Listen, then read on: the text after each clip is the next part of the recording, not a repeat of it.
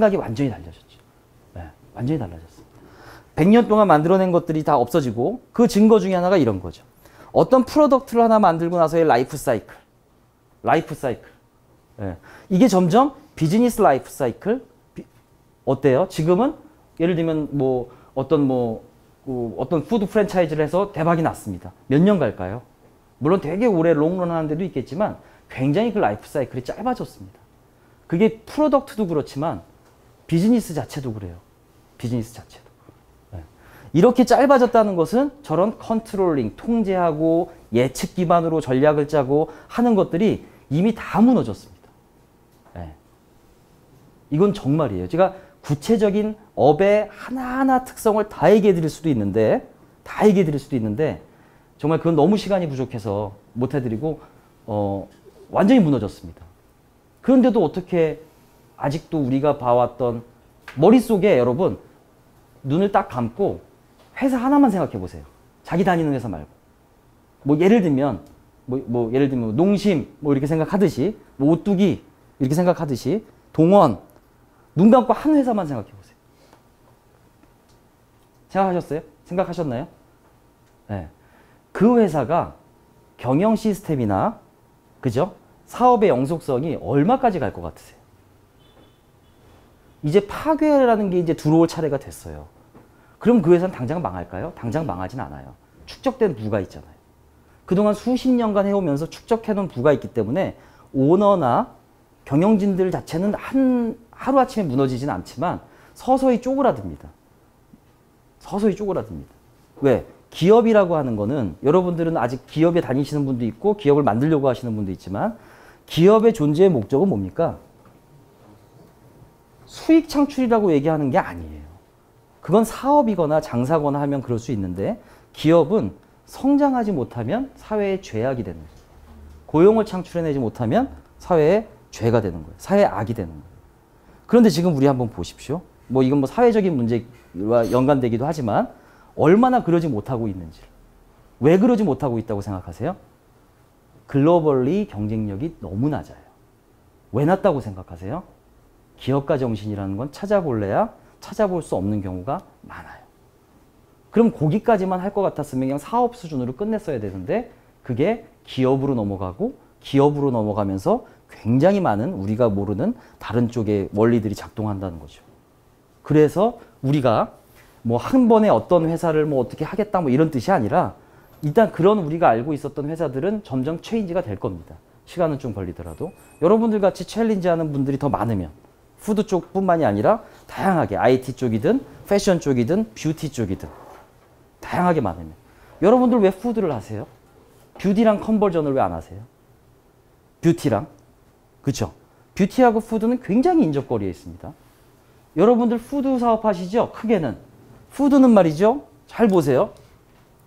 이게 지금 글씨가 좀 잘 안 보이네. 이게 지금 화질 때문에 제가 말로 읽어드릴게요. 일반 식품 시장이 60조입니다.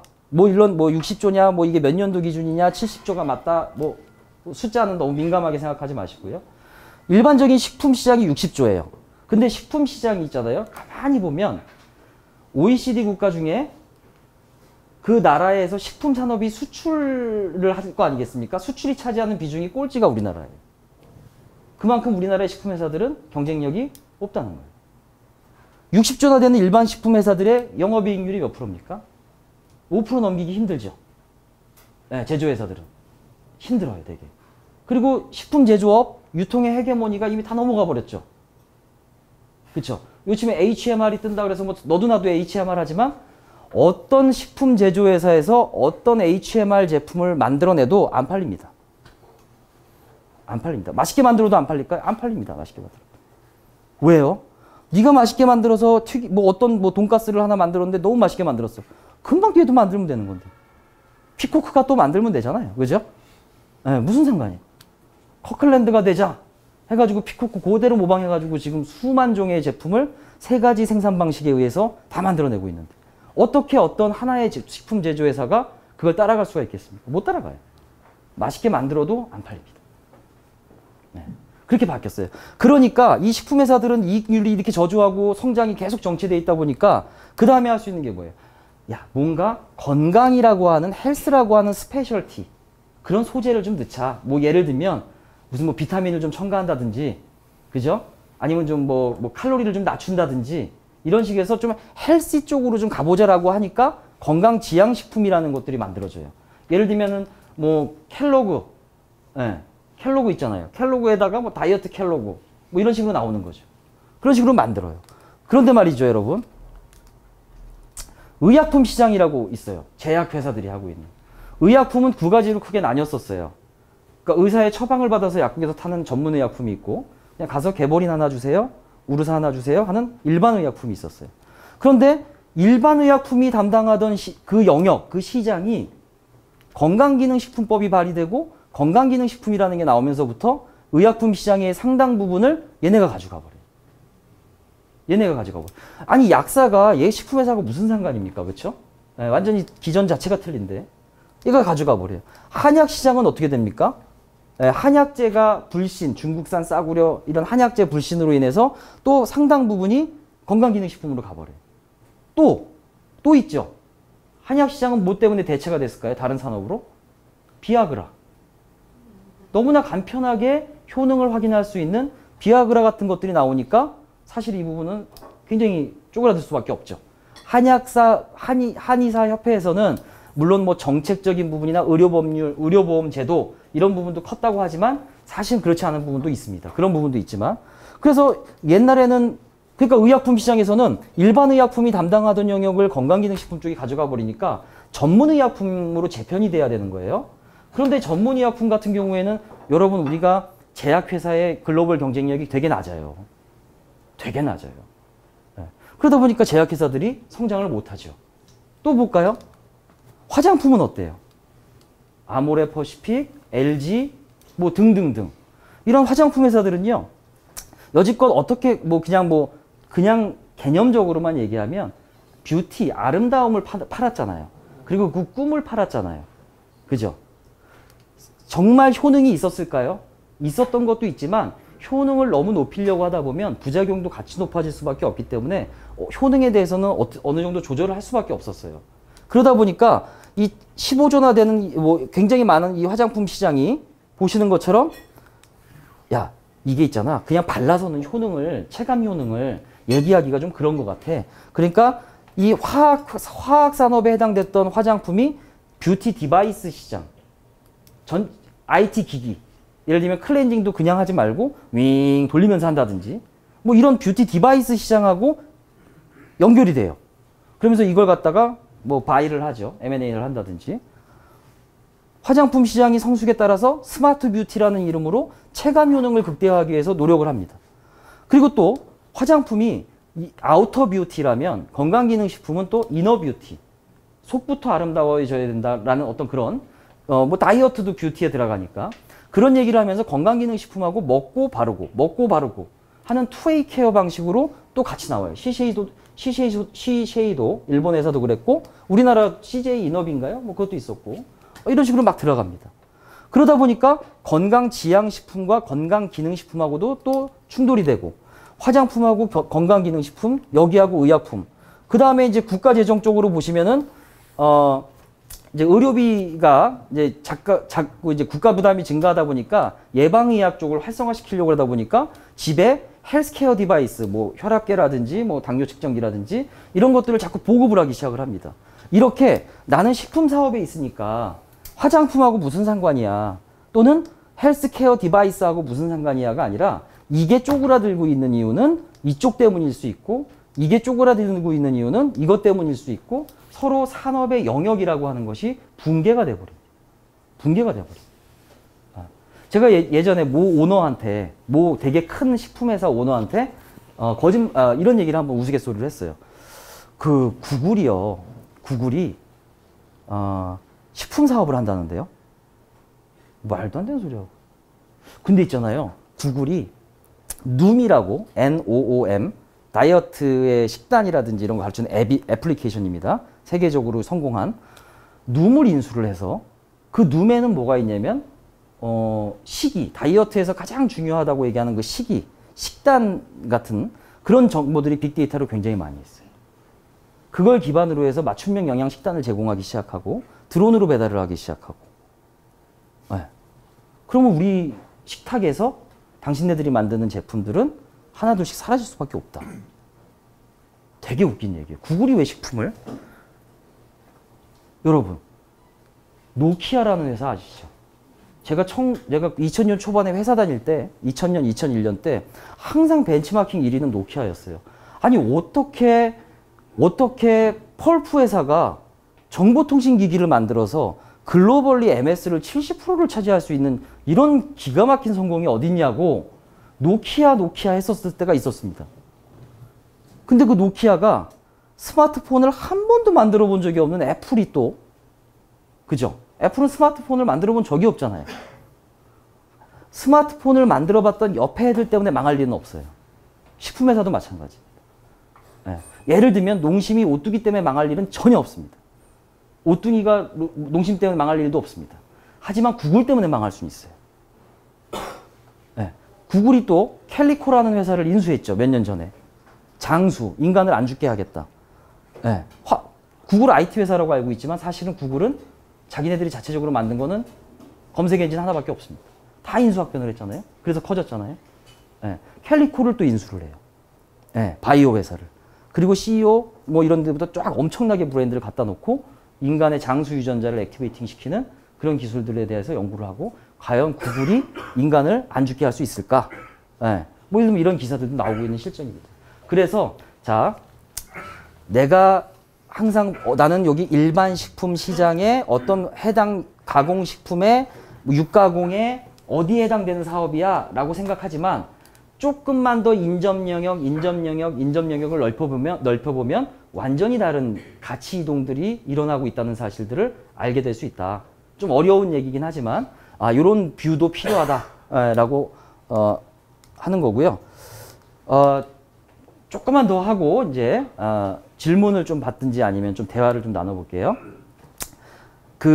제가 좀 자신 있게 말씀드릴 수 있는 건 제가 어떤 오너들한테 강의를 하던 경영진들한테 강의를 할 때 그 사람이 철강업을 하던 푸드를 하던 패션을 하던 상관없어요.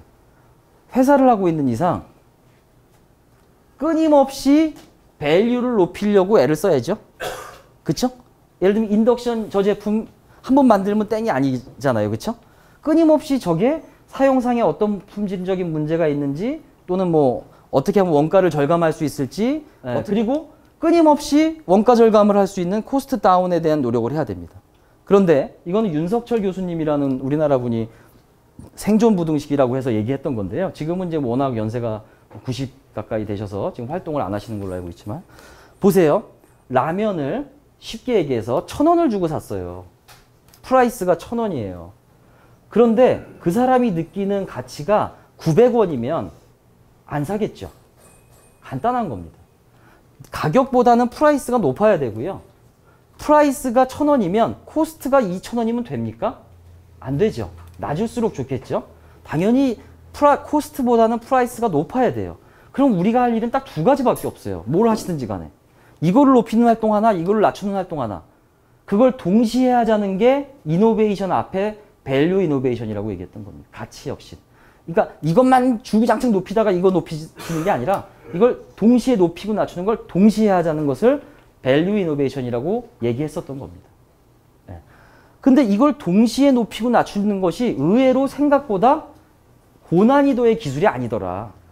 굉장히 시장 지향적이고 소비자 지향적인 그런 관점을 유지를 하면 만들어낼 수 있더라. 라는 거예요. 뭐 예를 들면 정말 조금 진부한 얘기는 하지만 이런 밸류 이노베이션을 했던 사례로 여러분 닌텐도 아시죠? 닌텐도가 원래 뭐 했던 회사입니까? 화투 만들던 회사죠? 네. 화투를 만드는 회사인데 자기네가 화투를 만드는 회사라고 정의하지 않았고 업을 뭐라고 정의했냐면 즐거움을 선사하는 재미있는 걸 만드는 이런 거로 업을 정의한 거예요. 그러다 보니까 뭐 나중에 플레이스테이션처럼 더 리얼하고 더 속도가 빠르고 이런 걸 만드는 데 집중한 것이 아니라 오히려 더 어처구니 없는 기능, 그쵸? 더 간단한 기능만으로 밸류는 더 높인 거죠. 그쵸? 예. 그리고 코스트도 낮추고. 이런 것들에 대한 예시는 굉장히 많습니다. 이걸 높이기 위해서는 어때요? 뭐가 기회인지를 볼 수 있어야 되고, 이걸 낮추기 위해서는 문제를 제대로 해결할 줄 아는 5Y 아까 얘기했던 것처럼 비둘기 똥 얘기했던 것처럼 그런 능력 이 두 가지 사고를 같이 해야 되고 이게 높아지고 이게 낮아지면 이 밴드가 넓어질 거 아니겠습니까? 이 생존 영역이 어때요? 넓어지는 거예요. 그러면서 지속 가능이라는 얘기가 나오고 기업은 지속 가능적 성장을 하지 않으면 안 되기 때문에 두 가지 활동을 안 하면 안 됩니다. 뭐 아주 심플해요. 자꾸 예를 들면 라면 가격이 올라가는데 1,500원까지 올라갔는데 이제 예전에는 라면이 정말 맛있었는데 이제는 막 대체재가 너무 많이 나온 거예요. 그래서 가치가 자꾸 떨어져. 1,600원밖에 안 돼요. 가격은 1,500원인데. 근데 또 원가는 올라가 자꾸. 그죠? 그러면 어때요? 이 1,600원, 1,500원, 1,400원. 그러면 200원밖에 안 되잖아요. 생존 영역이 자꾸 좁아지는 거예요. 목이 졸려오는 거죠. 네. 많은 식품 제조 기업들이 이런 상황이 놓여 있는 거예요. 네. 근데 이거를 올리려고 했더니 어때요? 이노베이션을 안 하고. 이걸 낮추려고 했더니 어때요? 이노베이션을 또 안 해요. 그러다 보니까 글로벌리 경쟁력이 자꾸 떨어져요. 네. 지금 그러고 있는 실정이 푸드 인더스트리의 전체 실정이라고 보시면 됩니다.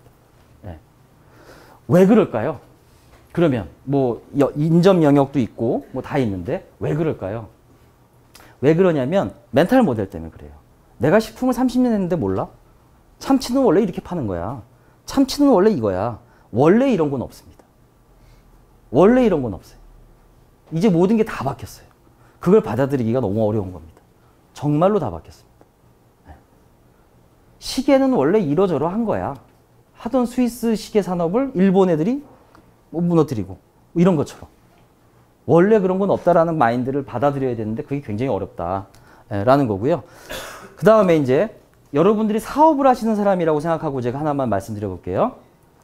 예를 들면 조남이 어떻게 되십니까? 이명진 님이 뭐 하시는 분인지 제가 잘 모르잖아요. 이명진 님하고 저하고 의기투합을 해가지고 그죠? 뭐 피자집을 하나 냅시다. 오케이?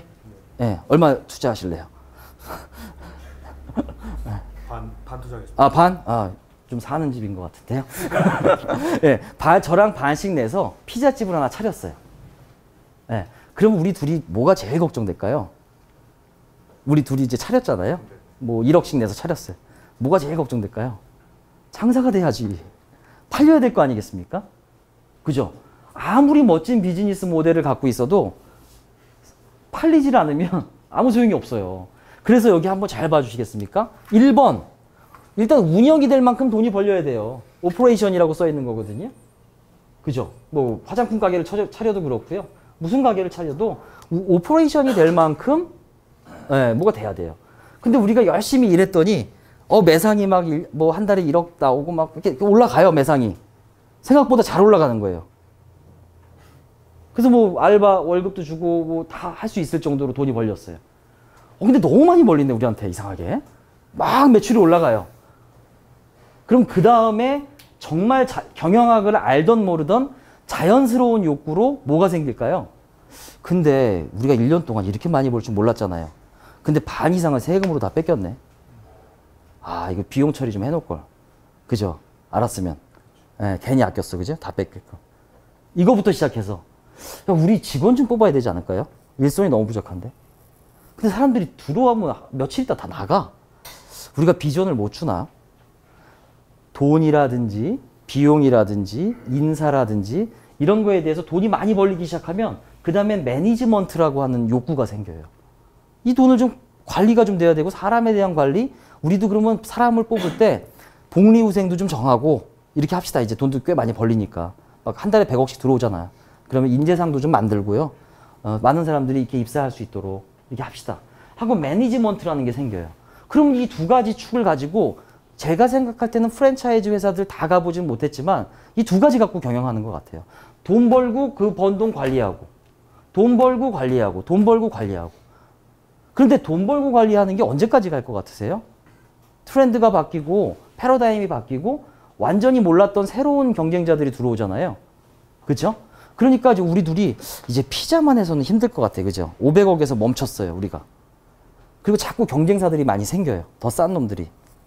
그러면 우리가 피자 말고 뭐 다른 어떤 차이니즈 레스토랑도 한번 해볼까요? 그래서 그런 걸 한번 해보려고 하는데 지금 여러분들이 다 우리 회사의 직원이 됐는데 다 저마다 직무가 있고 바쁘실 거 아니에요. 그렇죠? 그런데 그 차이니즈는 어떤 컨셉으로 어디를 상권 분석해서 어떻게 할지 누구한테 시키죠? 이게 바쁜데 다? 우리 직원들이 이렇게 다 바쁜데? 그래가지고 가만히 있어봐. 제일 똑똑한 사람 누가 있을까? 우리 직원들 중에. 이 사람을 착출을 해요. 이렇게. 얘들 일로 와봐.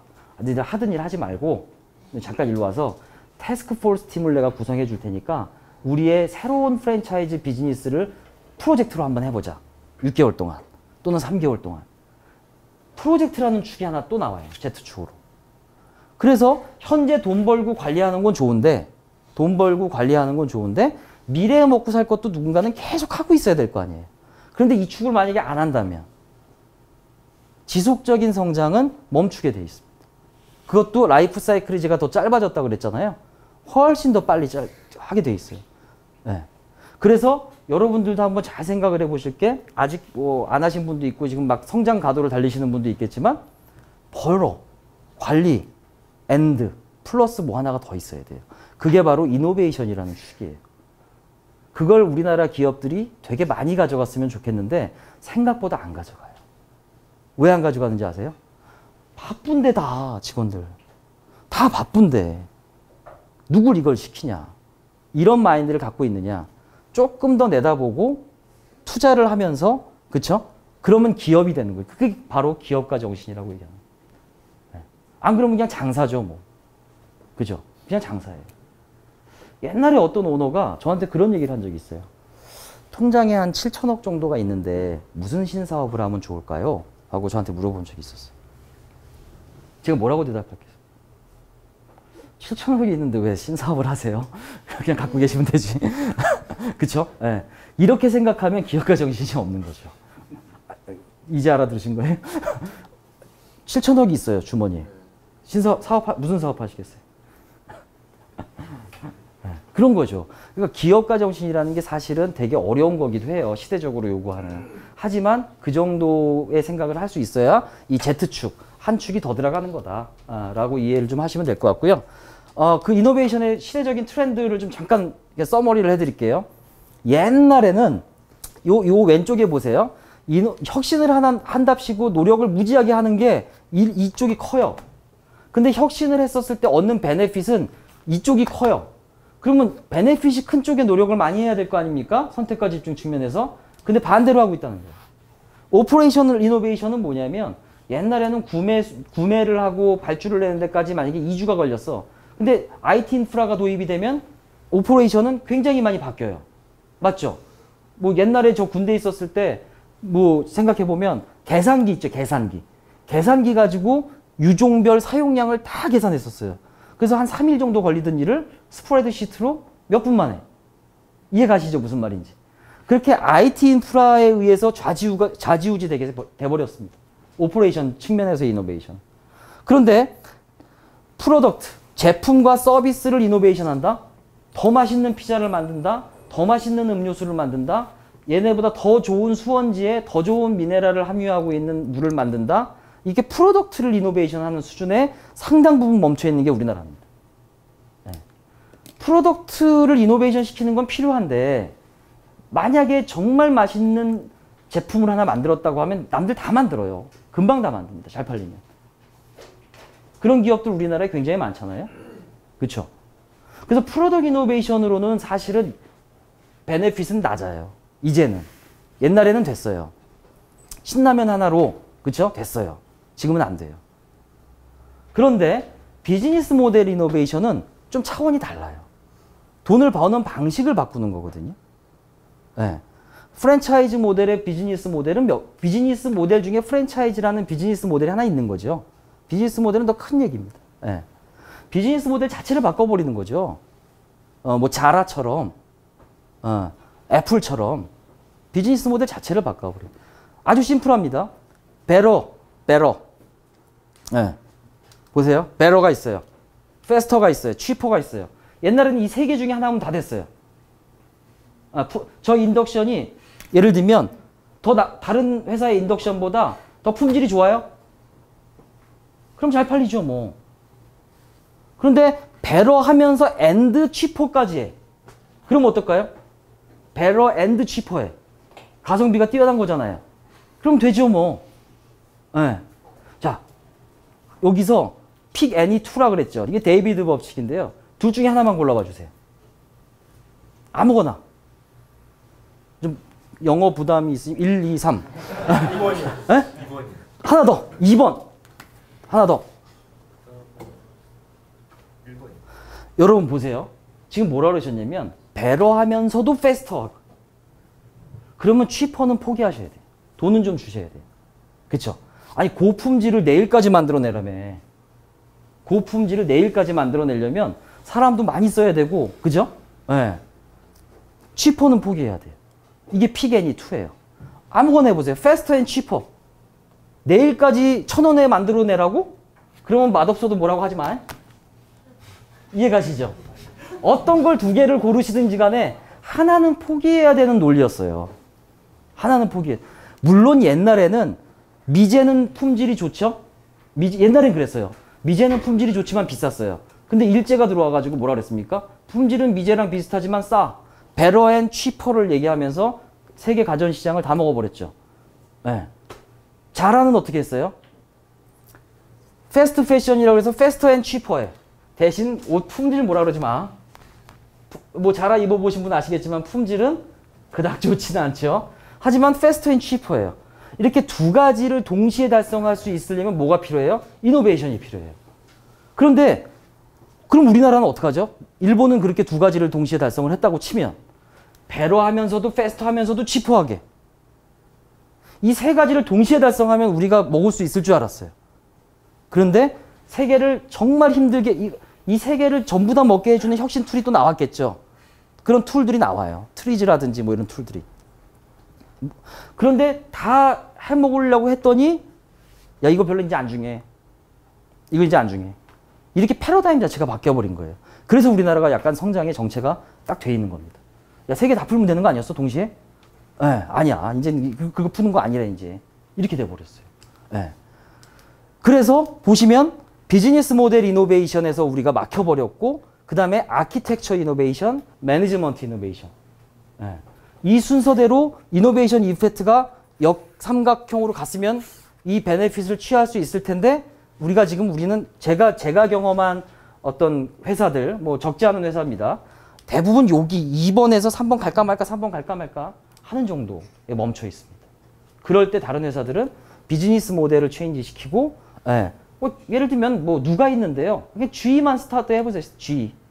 GE라는 회사만 스터디 해보세요. 예. 제네럴 일렉트릭이라는 회사. 하나만 봐도 알 수 있어요. 예. GE가 무슨 얘기를 했냐면요. 옛날에 제가 진짜 한 2, 3년 전에 CEO 강의할 때 했던 얘기인데요. 가전제품을 옛날에는 GE 가전이 있었어요. 냉장고도 있었고요. 세탁기도 있었어요. 그때 브라질에 정말 못 사는 달동네에다가 냉장고를 팔아요. 걔네들이. 무료로. 그러면 무료로 냉장고를 팔고 걔네들은 수익을 어떻게 낼까요? 거의 10년 전의 얘기인데요. 탄소 배출권. 왜냐하면 구형 냉장고를 수거해서 신형을 갖다 주면서 탄소 배출 저감에 따라서 돈이 거래가 되잖아요. 그렇죠? 예를 들면 탄소 배출권으로 예를 들면 수익을 뽑겠다. 이런 얘기를 10년 전에 제가 듣기도 했고 보기도 했었습니다. 네. 지금은 탄소 배출권 하면 다 아시죠? 네. 비즈니스 모델 이노베이션. 힐튼 호텔이 전 세계에 룸이 8만 개가 넘게 있대요. 그거 아세요? 네. 근데 거기 기업 가치보다 방을 한 개도 안 갖고 있는 에어비앤비가 기업 가치가 더 높아요. 네. 현대 기아차를 합친 것보다 우버가 더 기업 가치가 높아요. 얼마나 차가 많습니까? 현대 기아차가. KT 아시죠? 왜 땅속에 얼마나 많은 구리선들이 KT 자산으로 있고 부동산만 해도 어마어마하죠. SK텔레콤 있죠. 합쳐도 NHN하고 삐까삐까 할까요? 네. NHN에 뭐가 있어요? 그렇죠. 정자동에 뭐 건물 하나 있죠. 이렇게 비즈니스 모델이 바뀌면서 전통적이었던 비즈니스 모델들이 다 약세를 면하지 못하고 있습니다. 그래서 비즈니스 모델 이노베이션이 굉장히 중요하고 그 비즈니스 모델 중에 한 형태였던 프랜차이즈 비즈니스 모델도 뭔가 이노베이션이 필요하지 않겠습니까? 라고 좀 뭐 얘기하고 싶었고요.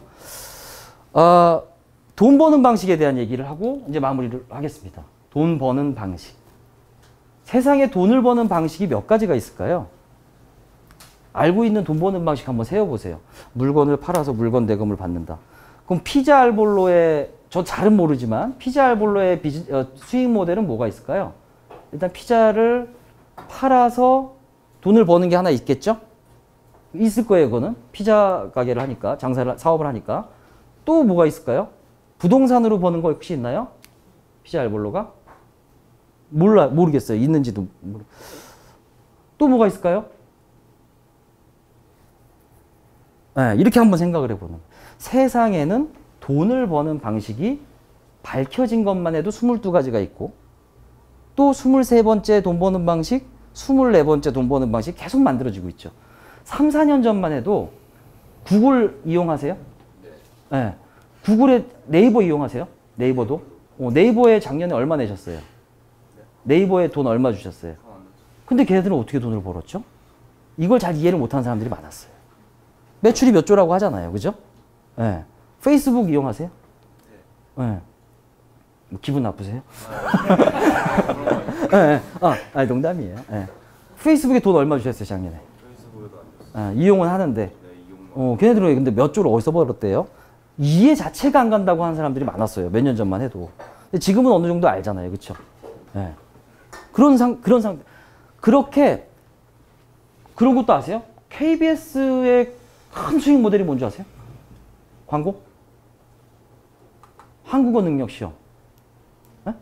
네. 한류 열풍에 따라서 많은 사람들이 한국어 능력 시험 KBS로 보러 오잖아요. 그럼 한 사람당 예를 들면 10만 원씩만 받아보세요. 얼마나 많이 돈을 벌어요. 이것도 교재도 팔잖아요. 그죠? 방송국인데 교육 사업 그 교재 팔고 시험 응시 썰티 해주는 그걸로 돈을 그렇게 벌 줄이야. 세상에 돈을 버는 방식은 22가지가 넘게 있고 뭐 생각하기 나름이죠. 훨씬 많이 있습니다.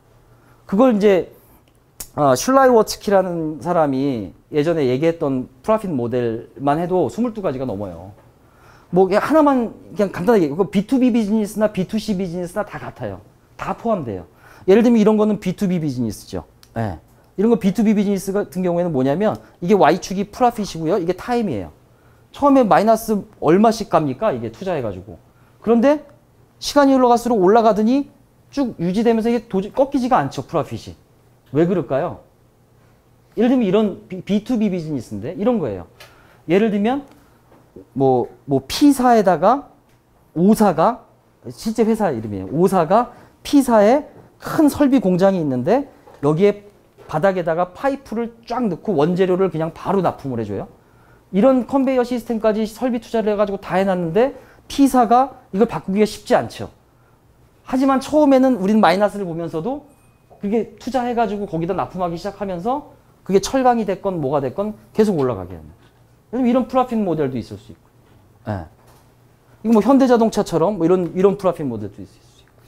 베이스 비즈니스를 가지고 예를 들면 호텔, 뭐 연애사업, 카페, 뭐 레스토랑 이렇게 하듯이 이 베이스 비즈니스를 가지고 다른 컴포넌트들로 만들어낼 수도 있고. 플랫폼 요즘에 되게 한 5, 6년 전부터 많이 얘기를 하지만 플랫폼 비즈니스 모델도 여기 다 있습니다. 예. 여기서는 이제 얘기했던 게 스위치보드 프로핏 모델이라고 해서 바이어하고 셀러 간에 연결해주고 피를 먹는 비즈니스 형태. 그게 뭐 남자하고 여자를 연결을 해주던 뭐 광고를 하고 싶은 사람과 광고를 만드는 사람하고 연결을 시켜주던 하여튼 간에 스위칭 보드 프로핏 모델. 예. 밸류 체인 프로핏 모델은 그래도 우리 그 프랜차이즈에 좀 많이 적용될 수 있죠.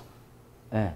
예를 들면 S포크 뭐 이런 회사 같은 경우에는 프로핏을 전체 사업에서 조정하기 위해서 예를 들면은 뭐 돼지 육가공 사업을 한다. 그러면 돼지가 있어야지 돼지를 육가공을 할 거 아니겠습니까? 그럼 돼지를 키우려면 또 먹이도 사료도 필요할 거 아니겠습니까? 그럼 사료 사업부터 시작해서 로우 머터리얼부터 실제 엔드까지 다 가져가는 거죠. 그래서 사료값이 오르면 고기값을 좀 올려서 이익을 맞추고 뭐 이런 프로핏 모델들을 가져가는. 이게 너무 심플한 모델들이. 이게 사실 수년 전부터 얘기해왔던 모델들입니다. 예. 가장 좋은 모델이 뭔지 아세요? 디팩토 모델입니다. 디팩토. 디팩토라는 말을 혹시 처음 들어보셨는지 모르겠는데 D, 그다음에 FACTO, 디팩토. 디팩토는 그냥 산업의 표준이 돼버리는 겁니다. 윈도우즈처럼. 네, 표준이 되는 거예요. 그래서 모든 사업자들의 꿈이 이제 꿈 중에 하나가 디팩토 비즈니스 모델, 수익 모델을 만들어내는 거겠죠. 네. 뭐 우스갯소리로 그런 얘기 하죠. 디즈니랜드에서 지금도 돈을 벌고 있는 거는 미키마우스, 그쵸? 캐릭터. 가방에 붙어서 돈 벌어오고, 숟가락에 붙어서 돈 벌어오고, 그죠? 그런 걸 뭐라고 그러냐면, 키 에셋 비즈니스 모델, 프로핏 모델. 이게 지금 글씨가 저기에는 컴퓨터에서는 잘 보이는데, 여긴 지금 좀 잘 안 보이네요. 예. 여기 보시면, 키 에셋 비즈니스 모델이 있어요. 요건가? 그랬을 겁니다. 예. 그 다음에 뉴 프로덕트, 신제품 내면 신제품 효과에 의해서 올라가는 뭐 이런 프로핏 모델도 있고. 그러면 이렇게 다양한 프로핏 모델 중에 현재 프랜차이즈 비즈니스에서 적용되고 있는 비즈니스 모델이 뭘까 디파인을 해보고, 새로 장착시킬 수 있는 비즈니스 모델, 프로핏 모델이 뭘까를 장착시키면 그게 뭐 비즈니스 모델 중에 하나가 될 수도 있죠. 예. 유니클로 무슨 선전을 합니까? 유니클로에서. 예.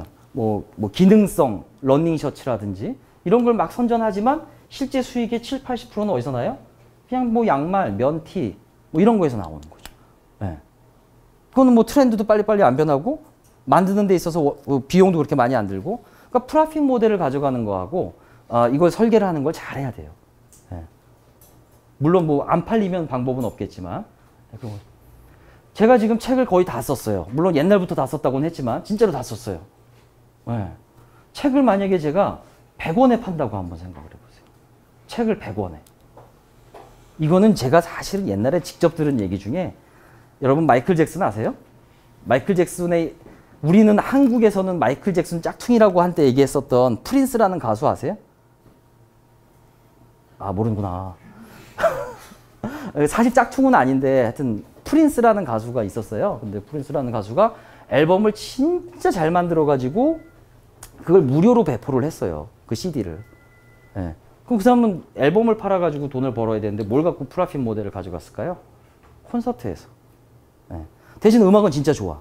그러니까 이게 풀이라고 해서 퀄리티가 떨어지는 게 아니라 정말 잘 만든 건데, 그걸 갖다가 무료로 배포하고 이제 사람들이 굉장히 많이 알고 인기가 끌어지게 되잖아요. 근데 난 돈은 아직 못 벌었어.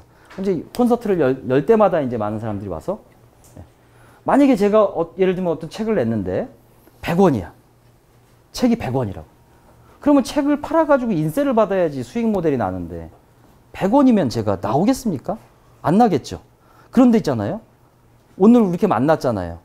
100원인데 내가 쓴 책 하나 사주시면 안 될까요? 그것도 안 사? 100원도 아까워요? 그죠? 100원이면 살 수 있는데 100원 치고는 너무 내용이 좋은 거예요. 네. 그러면 저는 예를 들면 뭐 대기업이나 이런 데 초청받아서 강의만 몇 번 띄워도 사실은 뭐 인세는 넘어갈 수 있겠죠. 그러니까 프로핏 모델을 어떻게 설계하느냐도 굉장히 중요한 구성 요소다. 그런데 프랜차이즈에는 어떤 게 있습니까? 또 어떤 걸 확장시킬 수 있습니까? 22 이후에 23, 24 이런 걸 만들어낼 수 있으면 우리가 컨커해 버릴 수 있다.